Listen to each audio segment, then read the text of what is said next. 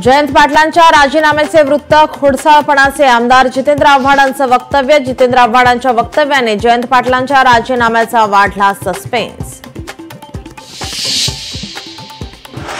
मंत्री शेलारांच्या आवाहनानुसार मुंबईत अनेक ठिकाणी साजरा करणार जल्लोष।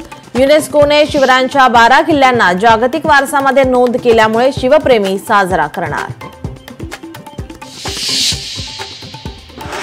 मनसेची आज शिवतीर्थवर बैठक होण्याची शक्यता। इगतपुरी येथे होणाऱ्या मनसेच्या शिबिराच्या पार्श्वभूमीवर पक्षांतर्गत बैठकीची शक्यता। ठाकरेंच्या शिवसेनेचा आज कांदिवलीमध्ये शिवसंवाद मेळावा।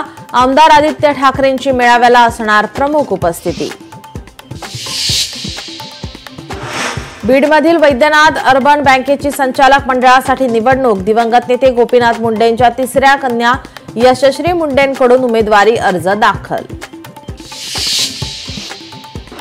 बच्चू कडूंच्या सातबारा कोरा यात्रेचा आज 7वा दिवस। बच्चू कडूंचा आतापर्यंत 115 किलोमीटरचा पायी प्रवास पूर्ण।